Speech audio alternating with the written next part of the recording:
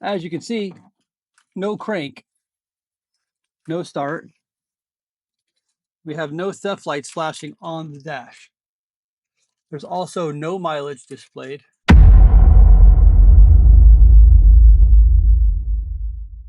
Today's episode is going to be a 2008 Ford E350. It's a no crank, no start. The vehicle sets a P1260, theft detected, and is fully immobilized. What's strange is there's no flashing theft light on the dash, nor is there mileage displayed. And also we've got no communication with the instrument cluster on the scan tool. In this video, I'm going to walk you through how to approach a fault like this step by step, using service information, following the flowchart, and verifying the failure with proper testing. In the end, we're going to track it down to a faulty instrument cluster.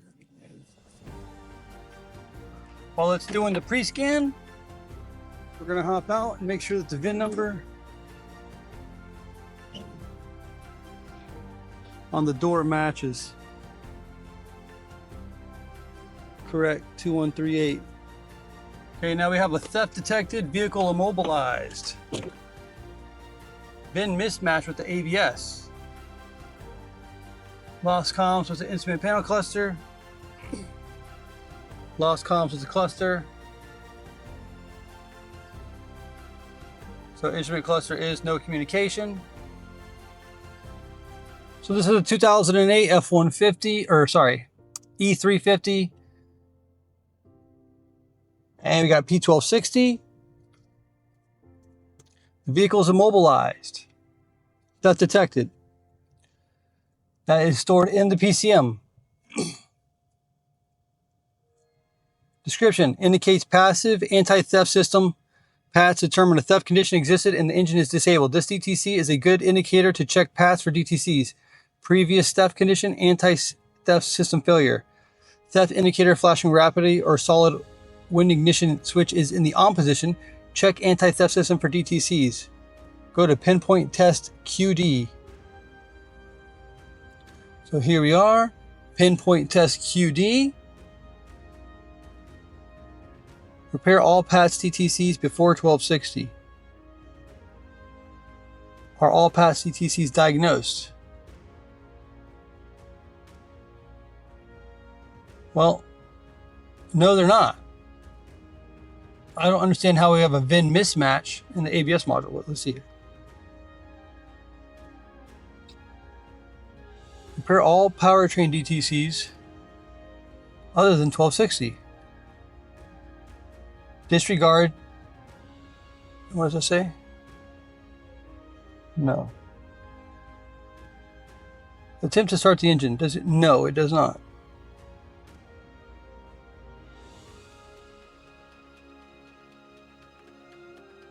(1260) is not the cause of the no start. Refer to section 3. So we have a no crank, no start. Starting concerns. No crank. Chart 23. It's not going to be there. So let's go here to vehicle theft immobilized.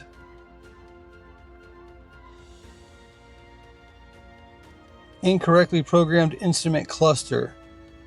Incorrectly programmed PCM. I think that's what it is. They flashed this PCM incorrectly.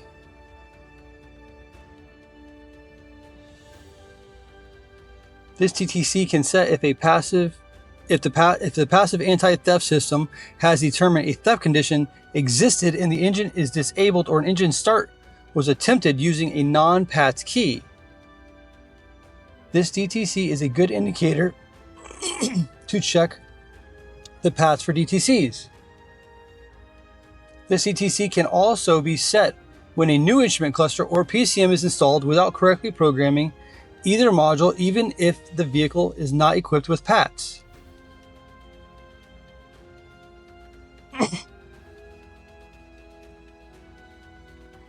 Theft indicator flashing rapidly or on solid when the ignition is in the on position. Check the anti-theft system for DTCs. Refer to anti-theft. If a new instrument cluster or PCM is installed without correctly programming either module, their parameters must be reset in both modules. Reprogram or update the calibration. Check for other DTCs. If it is necessary, install a new PCM.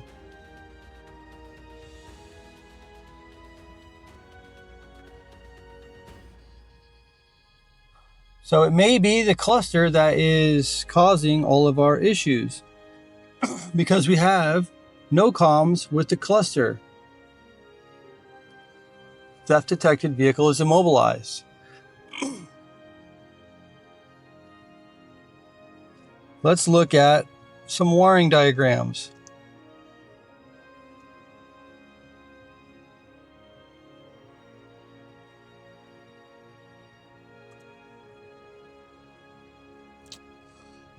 Anti-theft.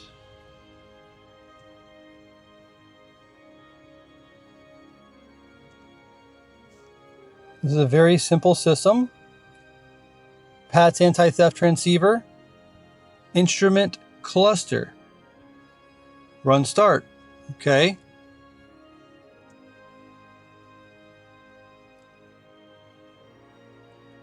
We don't have PATS on this truck.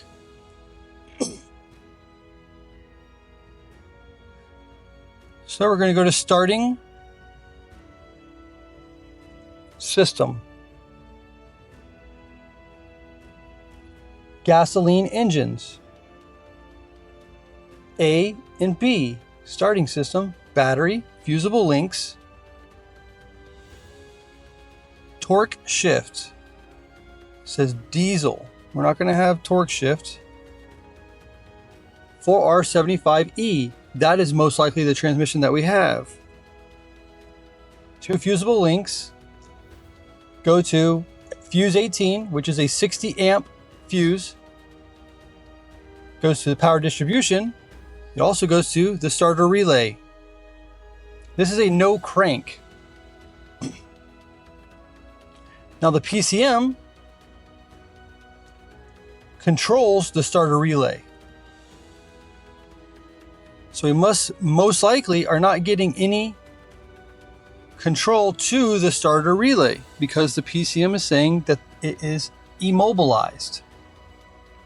We have a range switch here. Digital transmission range sensor, which is most likely. So what we're going to do is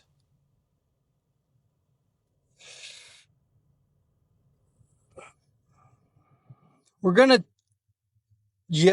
go to the starter relay and we're going to figure out if we should be 1 ground and 2 powers, right? We have a power coming in on fuse 18 that goes to the load side, terminal 30. And then we should have a power from the range switch that comes in from fuse 33. So we'll have 2 powers and then we'll have 1 ground, and then we should get a ground from the PCM. Now, however, if we don't get that ground from the PCM, then that would tell us that the PCM is not allowing the crank. We will look at the data pit first before we just go checking that, but that's the game plan. Now we're going to go look at the cluster. Instrument panel cluster.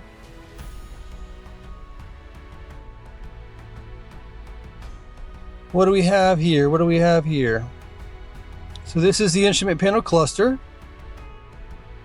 Key and ignition switch. Central junction box. Main light switch.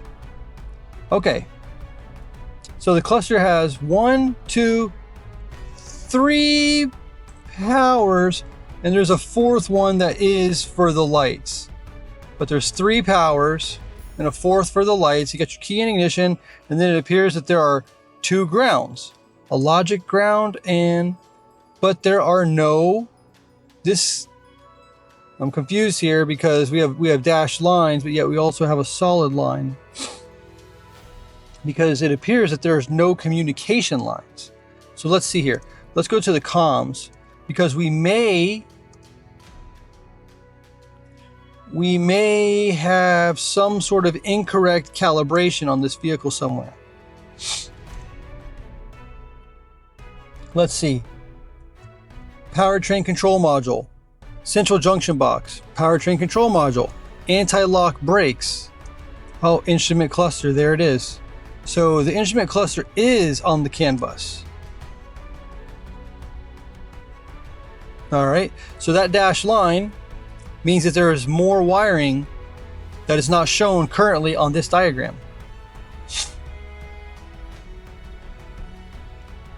Connector C219. We have connector C219.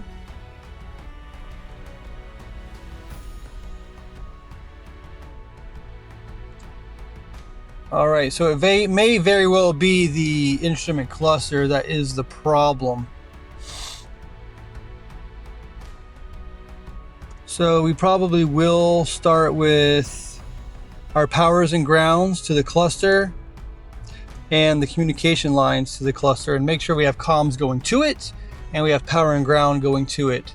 I am going to go to data and we're going to see if we have permission to crank or not. Let's type in starter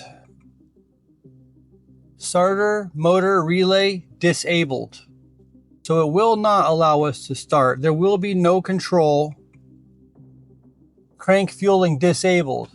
Yes, there's not going to be any control to the starter relay. Even if we did get control to the starter relay, there's crank fueling is disabled. So the engine will not start because it's not going to get any fuel. So we are very much looking at a bad instrument cluster. Now we just need to go and attack that, powers and grounds, communication, and make this call.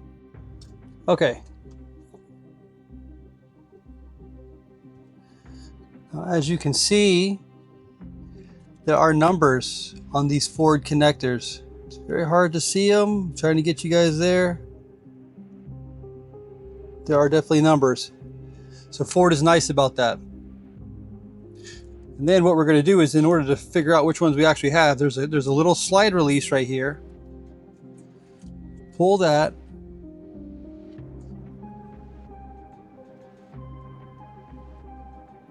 If I can get it, I don't have any fingernails.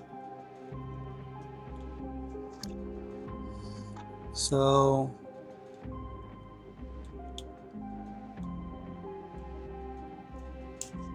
there we are. And so pin number 1 is right here to the top right. Pin 13 is bottom right. Pin 14 is top left. Pin 26 bottom left. So pin number 1 is top right. It's red and white. And pin number 2, what we're looking for is, as you can see here, we're going for 220B, pin number 2. That's light blue and pink. So our pin number 2 will be light blue and pink.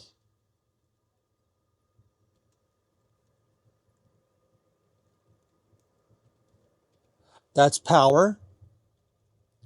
Then we'll go back to pin number, for our ground, is pin number 10. No, sorry, pin 14, 220B. Pin 14. So 14 was up here at the top. So these two will be our powers and grounds for this connector, and we are going to check them. So our 220B is powered by a 5 amp fuse. Fuse 15 is 5 amp. So we're not going to put a big test light on that. We're just going to use the peanut bulb. Got the peanut bulb here. With no light. We are on our black and pin number 2. And we have no light at all. So we always want to verify our test equipment is functioning. Now we have fuse 22 and pin number 1. So pin number 1 is red and white. So we have red and white here on pin number 1. We are connected and we have no light. Okay, so the bulb went bad. So now we have our breakout box here installed and we have our test light set up. Our test light is on pin number 5, ground. So here we go, we're gonna check our power, and we have power. And we have power. Okay, 2 powers, so we're good. We're gonna check our ground. We have ground. So what was going on earlier is that my bulb was bad. Completely wasting my time on testing. So we can slide this thing back in. Let's get us a view here. We're gonna go 220A, pin number 5, it's white. That's our run start. And then we have 220A, pin 10. So pin 10 and pin 5. So again, same deal here. They're numbered. Hard to see. This is pin 1, pin 9, 10, and 18. Okay. Slide that back. Boom. Done. So we're going with, we are on battery positive with the test light. So we're going to check pin number 10, the black wire, and we have ground. We're going to slide over to ground, and we're going to check pin number 5. 1, 2, 3, 4, 5, power. So we have our powers. Now we're going to move on to comms. Let's go ahead and check the communication lines. All right, let's get this thing set up real quick. Just like to unravel my test leads. And then here we go with the VCI. I'm going to install my ground into my ground, like so. And this brings us back up to here. Now it's pins 9 and 8. So white and light green, pink and light green. 9 and 8. You recall this is 10. So it's these 2 here. 9 and 8. Let's unravel a little bit more. It is so bright out. You can't hardly see anything. So 500 milliseconds is too much time. Let's drop it down to 5 milliseconds. And we can see we do have communication. And we bring the cursor down and we can see 2.57 volts. So that's probably perfect.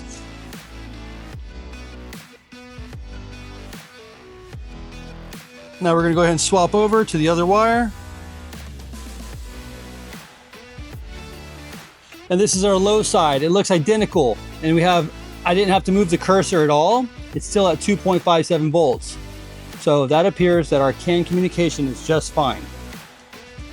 So the culprit here was a failed cluster, no mileage, no theft light, and no comms made that pretty clear. The PCM needs to see the OK signal to start from the cluster. If it doesn't get that signal, the PCM will not allow it to start, even though this vehicle does not have a transponder in the key. Once the shop gets a new cluster in, we'll return to program it and get this E350 fired up. If you want to see how it plays out, make sure to subscribe and stay tuned for the follow-up.